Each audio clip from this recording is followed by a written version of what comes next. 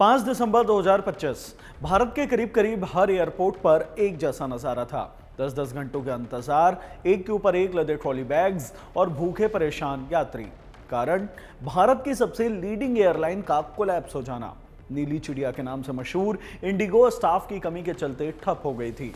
ऊपर से तो यही कहा जा रहा था कि एयरलाइंस के पास पायलट्स और क्रू की कमी हो गई है, लेकिन तह तक गए तो समझ में आता है कि अफरा तफरी का कारण एक नया सरकारी नियम है, जो वैसे तो पायलट्स और फ्लाइट्स क्रू की सुविधा के लिए बनाए गए थे, लेकिन इंडिगो की लापरवाही के चलते हजारों यात्री एयरपोर्ट पर परेशानी का शिकार हुए।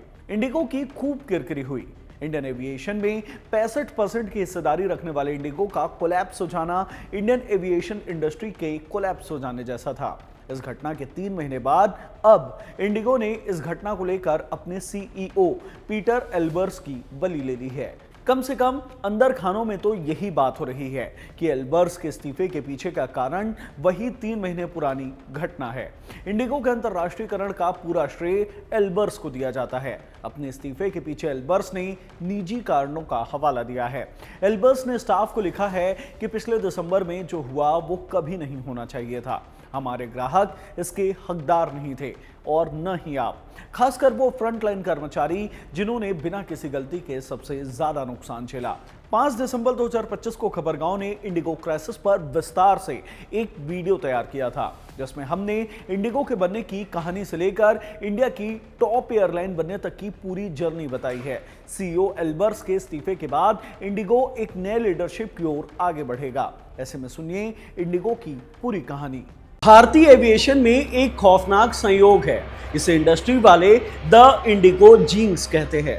हिसाब सीधा है, जब इंडिगो के बेड़े में 100 विमान हुए, स्पाइस जेट डूबने की कगार पर आ गई। जब 200 हुए, जेट एयरवेज का जनाजा निकल गया और इंडिगो ने जब 300 का आंकड़ा पार किया तो गो फर्स्ट इतिहास बन गई। इस कहानी के पहले किरदार हैं राहुल भाटिया। 90 के दशक की दिल्ली, कनॉट प्लेस का वो इलाका जहां ट्रैवल एजेंट्स की दुकानें हुआ करती थी। राहुल भाटिया उसी दुकान से आते थे।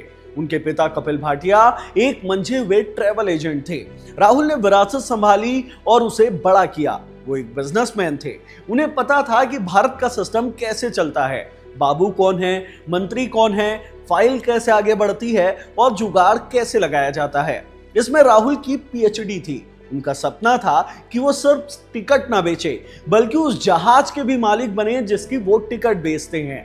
वो पेरिफेरी से निकलकर कोर में आना चाहते थे। कहानी के दूसरे किरदार हैं राकेश गंगवाल। ये नाम याद रखिएगा, क्योंकि इंडिगो के डीएनए में जो सनक है वो यहीं से आती है।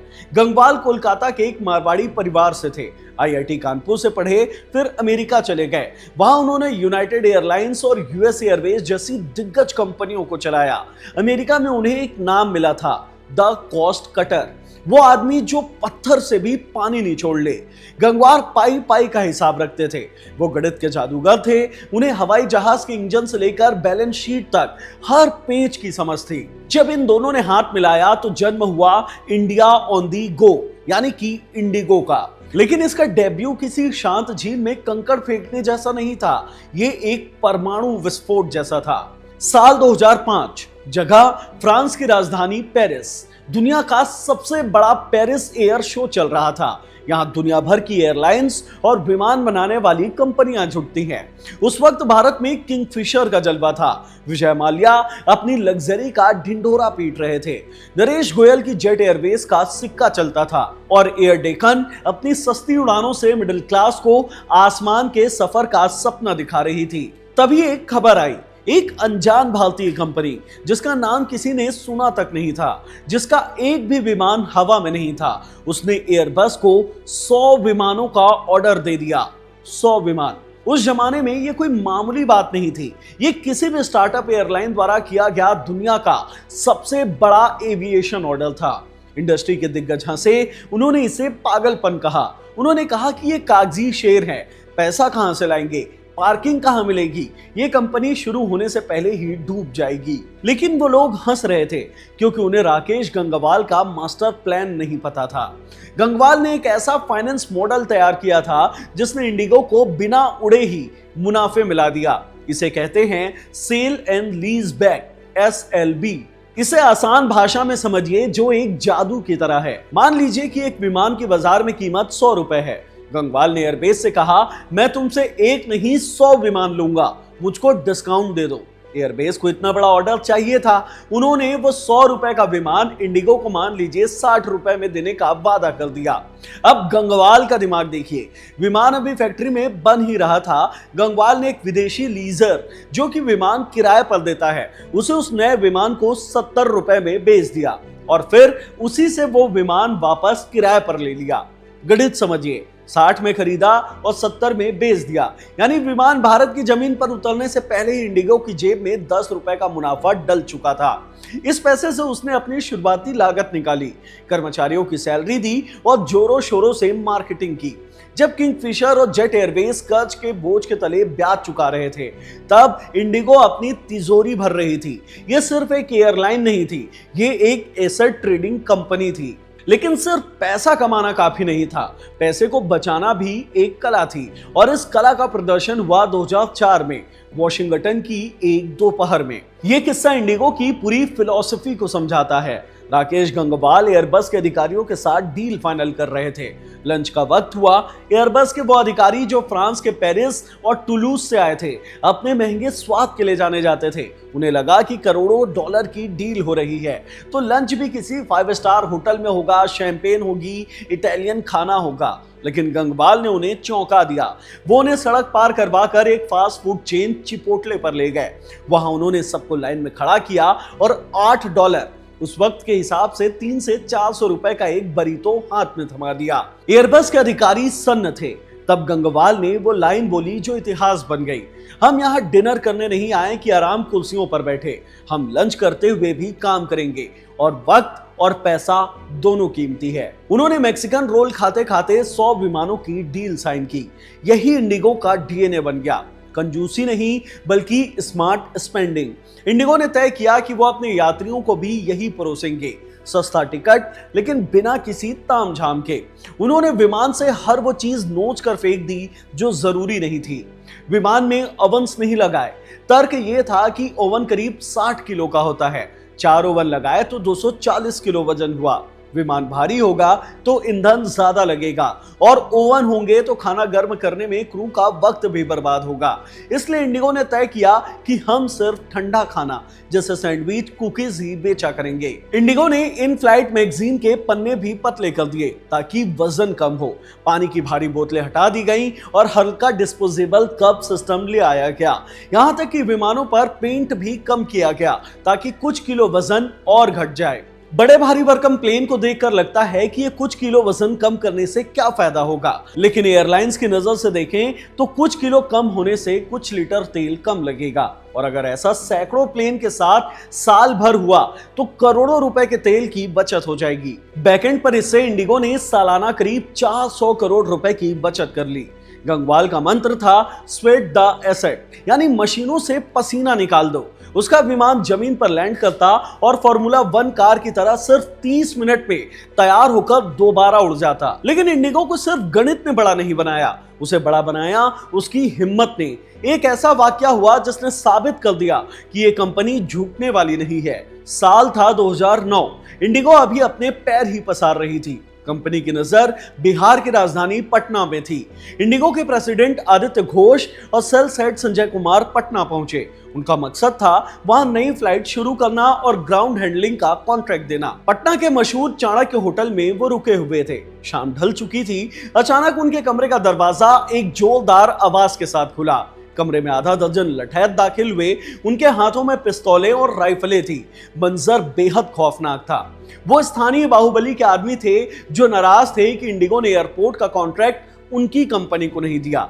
एक गुंडे ने अपने राइफल सीधा आदित्य घोष और संजय कुमार की तरफ तान दी और कड़क कर पूछा, तुम में से आदित्य घोष कौन है? संजय कुमार ने गजब की प्रेजेंस ऑफ माइंड दिखाया। उन्हें पता था कि अगर सच बोला तो अनर्थ हो सकता है। उन्होंने गुंडों की आंख में आंख डालकर झूठ बोल दिया। कहा वो तो आज आए ही नहीं। गुंडे आदित्य घोष का चेहरा नहीं पहचानते थे। वो कंफ्यूज हो गए। बौखलाहट में उन्होंने धमकी दी, ये सब नहीं चलेगा, उसे कह देना हम उसे गुरुग्राम से भी किडनैप कर सकते हैं, हमारा नेटवर्क बहुत लंबा है। धमकी देकर वो चले गए उस रात इंडिगो के वो दो टॉप अधिकारी जो हजारों करोड़ की कंपनी चलाते थे, जान बचाकर होटल के पिछले रास्ते से भागे और सीधा एयरपोर्ट पहुंचे। लेकिन कहानी यहीं खत्म नहीं होती। कहानी का असली हिस्सा यह है कि इंडिगो ने इसके बाद क्या किया। क्या उन्होंने डर कर कॉन्ट्रैक्ट उस बाहुबली को दे दिया? नहीं, इंडिगो ने अपनी जिद नहीं छोड़ी। उन्होंने अपने वसूलों के साथ समझौता नहीं किया। उन्होंने अपनी शर्तों पर पटना में काम किया। यही वो तेवर थे जिसने इंडिगो को किंगफिशर और जेट एयरवेज जैसे दिग्गजों से अलग बनाया। एक तरफ विजय माल्या थे जो अपनी एयरलाइंस को एक पार्टी की तरह चला रहे थे, दूसरी तरफ नरेश गोयल थे जो अपने कॉर्पोरेट ईगो में उलझे थे, और तीसरी तरफ थी इंडिगो जो एक मशीन की तरह चल रही थी, भावहीन, सख्त और सटीक। उन्होंने एक ऐसा सिस्टम बनाया जिसमें गलती की कोई गुंजाइश ही नहीं थी। लेकिन दोस्तों, परफेक्शन का एक अभिशाप होता है। एक रबर की गेंद को जमीन पर पटके तो वो उछलती है, लेकिन एक कांच के गिलास को जमीन पर पटके तो वो टूट जाती है। इंडिगो ने खुद को कांच जैसा परफेक्ट बना दिया था। जब तक सब कुछ सही था वो चमकता रहा। उसने अपने कॉम्पिटिटर्स को खत्म कर दिया। उसने 60% मार्केट पर कब्जा कर लिया। लेकिन उसने अपने सिस्टम में एक चीज की कमी छोड़ दी, लचीलेपन की।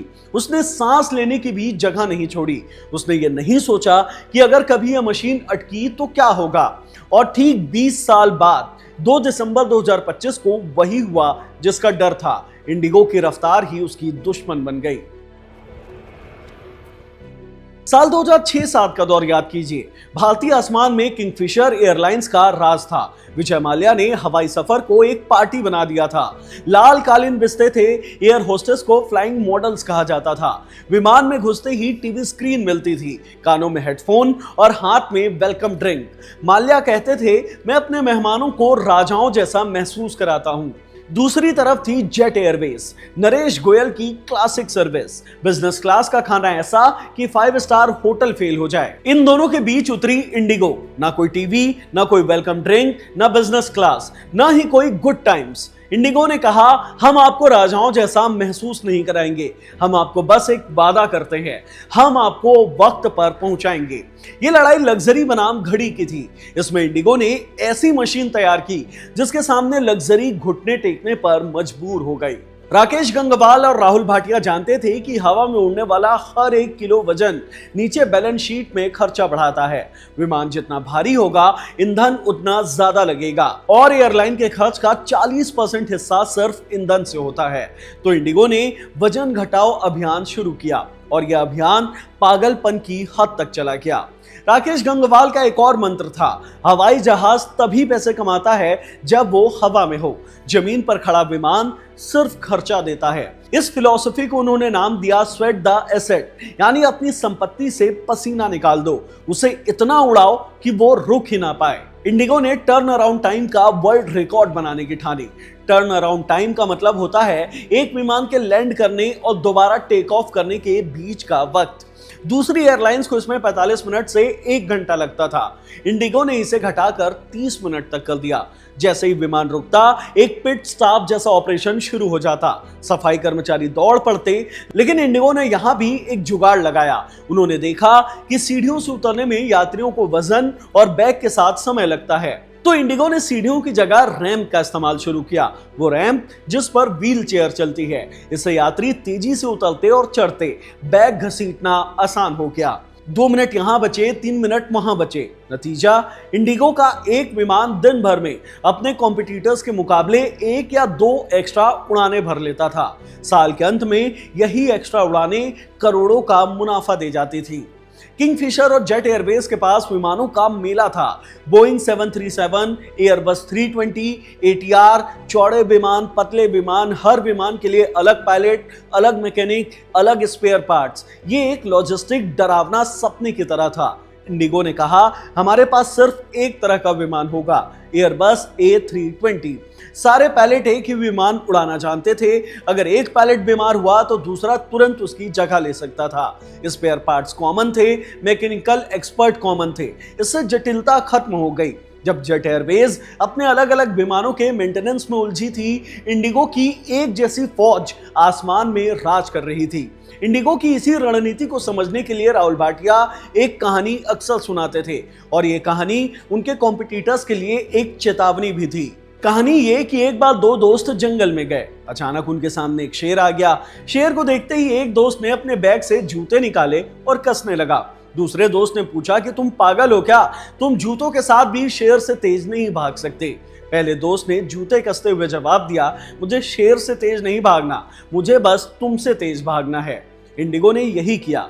उसे दुनिया की सबसे बेस्ट एयरलाइन नहीं बनना था, उसे बस किंगफिशर जेट और स्पाइस जेट से तेज भागना था, और वो भागी भी। उसने एक एक करके सबको पीछे छोड़ दिया।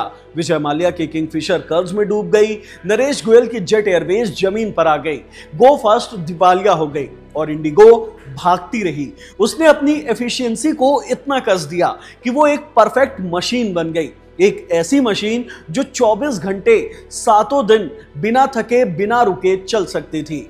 लेकिन दोस्तों, मशीनें इंसान से नहीं बनती, लेकिन उन्हें चलाते इंसान ही है। इंडिगो ने मशीन तो परफेक्ट बना ली, लेकिन उसने उस मशीन को चलाने वाले पुर्जे यानी इंसान को भी मशीन समझ लिया।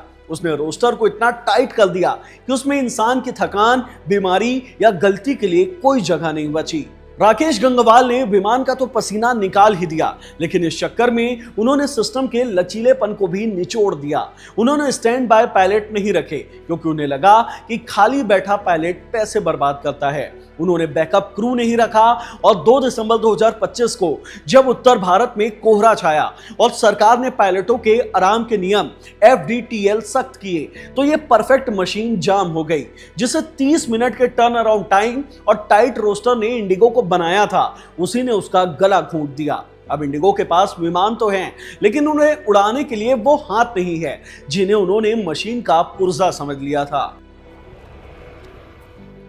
अब हम फ्लैशबैक से बाहर आते हैं और सीधे लैंड करते हैं रनवे 2025 पर। तारीख 2 दिसंबर 2025, दिन मंगलवार। इंडिगो के गुड़गांव हेडक्वार्टर में सब कुछ सामान्य लग रहा था। वही 2000 उड़ाने, वही 30 मिनट का टर्न अराउंड टाइम, वही रफ्तार। लेकिन शाम होते होते कंट्रोल रूम की स्क्रीन्स पर लाल बत्तियां जल जाती हैं। एक ऐसा डेटा सामने आया जिसने एविएशन मिनिस्ट्री में हड़कंप मचा दिया।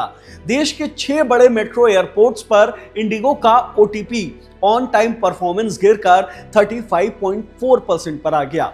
एविएशन की दुनिया में 35% OTP का मतलब है आपदा। इसका मतलब यह था कि उस दिन इंडिगो की हर 100 में से 65 उड़ानें अपनी समय पर नहीं थी। जो एयरलाइंस अपनी घड़ी के लिए जानी जाती थी, जिसकी टैगलाइन थी on time is a wonderful thing, वो अचानक वक्त से ही हार गई थी। लेकिन ये तो बस एक ट्रेलर था। असली फिल्म बुधवार यानी 3 दिसंबर की सुबह रिलीज हुई। बुधवार की सुबह इंडिगो का सिस्टम क्रैश कर गया। ये कोई सॉफ्टवेयर क्रैश नहीं था, ये ऑपरेशनल क्रैश था। रिपोर्ट्स बताती हैं कि एक साथ 3 मुसीबतों ने इंडिगो पर हमला किया। एक्सपर्ट इसे परफेक्ट स्टॉर्म कह रहे हैं। सबसे बड़ा विलन था नया सरकारी नियम, इसे कहते हैं FDTL, flight duty time limitations. सरकार ने पायलटों की थकान कम करने के लिए नियम सख्त कर दिए थे। अब पायलट्स को उड़ान के बाद ज्यादा आराम चाहिए था। जैसा कि हमने पहले बताया था कि इंडिगो का रोस्टर हमेशा कट टू कट होता है। उन्होंने पायलट्स का शेड्यूल इस तरह बनाया था कि वो कानून की सीमा तक काम करे।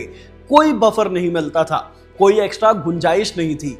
जैसे ही नए नियम लागू हुए, इंडिगो का गणित बिगड़ गया। उनके पास उड़ाने तो थी, लेकिन उन्हें उड़ाने के लिए जो फ्रेश पायलट यानी जिनका रेस्ट पीरियड पूरा हो चुका हो वो चाहिए थे, लेकिन वो रोस्टर में मौजूद ही नहीं थे। मुसीबत अकेले नहीं आती। ठीक उसी वक्त इंडिगो के डिजिटल सिस्टम में भी खराबी आ गई। चेक इन सिस्टम धीमा हो गया। जिस काम में 2 मिनट लगते थे उसमें 10 मिनट लगने लगे। एयरपोर्ट्स पर लंबी कतारें लग गई। मौसम और भीड़, दिसंबर का महीना, उत्तर भारत में कोहरा और ऊपर से शादियों का सीजन। एयरपोर्ट्स पर यात्रियों का सैलाब आ गया था। इन तीनों ने मिलकर डोमिनो इफेक्ट पैदा कर दिया। डोमिनो इफेक्ट को समझिए। मान लीजिए कि मुंबई में एक फ्लाइट को सुबह 8 बजे उड़ना था, पायलट नहीं मिला तो फ्लाइट 2 घंटे की देरी से 10 बजे उड़ी। यह विमान दिल्ली 2 घंटे की देरी से पहुंची। दिल्ली में जिस पायलट को इस विमान को आगे पटना लेकर जाना था, उसका ड्यूटी टाइम खत्म हो चुका था। अब वो नियम के मुताबिक विमान उड़ा ही नहीं सकता, उसे घर जाना होगा। इंडिगो को तुरंत वहां दूसरा पायलट चाहिए था, लेकिन कॉस्ट कटिंग के चक्कर में और स्वेट द एसेट की फिलॉसफी के चलते इंडिगो ने पर्याप्त स्टैंड बाय पायलट रखे ही नहीं थे।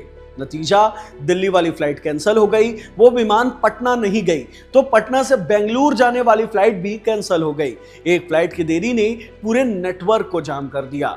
मंगलवार से शुरू हुआ यह सिलसिला 5 दिसंबर तक एक त्रासदी बन चुका है। आंकड़े डराने वाले हैं। पिछले 96 घंटे में मंगलवार से शुक्रवार तक इंडिगो की 1000 से ज्यादा उड़ानें रद्द हो चुकी हैं। 5 दिसंबर की बात करें तो 400 से ज्यादा फ्लाइट कैंसिल है। देश की राजधानी दिल्ली में 235 उड़ानें ठप पड़ी हुई हैं। बेंगलुरु में 100 से ज्यादा उड़ानें रद्द हैं और हैदराबाद में 52 उड़ानें जमीन पर हैं। पुणे, चंडीगढ़, गोवा, हर जगह हाहाकार है। एयरपोर्ट रेलवे स्टेशन जैसा दिख रहा है। लोग फर्श पर बैठे हैं, किसी की कनेक्टिंग फ्लाइट छूट गई तो किसी की जरूरी मीटिंग। जिस इंडिगो ने कभी बाहुबलियों के आगे घुटने नहीं टेके थे, आज वो लाचार नजर आ रहा है। इंडिगो ने डीजीसीए के सामने अपनी गलती मानी है। उन्होंने स्वीकार किया है कि मिस जजमेंट और प्लानिंग गैप्स थी। हालात संभालने के लिए इंडिगो ने अब डीजीसीए से गुहार लगाई है। उन्होंने पायलटों की नाइट ड्यूटी के नियम में थोड़ी ढील मांगी है ताकि मंडे तक किसी तरीके से काम चलाया जा सके। और सबसे बड़ी बात, इंडिगो ने कहा है कि हालत पूरी तरह से सामान्य होने में 10 फरवरी तक का वक्त लगेगा। यानी यात्रियों को अभी 2 महीने और इसी अनिश्चितता के साथ जीना पड़ सकता है। इंडिगो की कहानी 2005 में एक सपने के साथ शुरू हुई थी। एक ऐसी एयरलाइन बनने का सपना जो घड़ी की सुई पर चले। 20 साल तक वो चली भी, उसने सबको हराया, लेकिन अंत में वो अपनी ही रफ्तार से हार गई। आज इंडिगो माफी मांग रही है। नागरिक उड्डयन मंत्री राम मोहन नायडू ने मीटिंग बुलाई है, लेकिन सवाल यह है कि क्या इंडिगो इस झटके से सीखेगी? क्या वो समझेगी कि मशीन और इंसान में फर्क होता है, या जैसे कि कोहरा छटेगा वो फिर उसी टाइट रोस्टर और कॉस्ट कटिंग की दौड़ में शामिल हो जाएगी? ये तो वक्त बताएगा। लेकिन एक बात तय है, भारतीय एविएशन के इतिहास में दिसंबर 2025 का यह हफ्ता हमेशा याद रखा जाएगा। उस हफ्ते के तौर पर जब देश की सबसे बड़ी एयरलाइंस को सांस लेने के लिए रुकना पड़ा। इस वीडियो में इतना ही। इस शानदार वीडियो को लिखा था हमारे साथी कमल ने। वीडियो से मिली जानकारी पसंद आई हो तो इसे लाइक करें, शेयर करें। हमारे चैनल खबरगांव को जरूर सब्सक्राइब करें। धन्यवाद।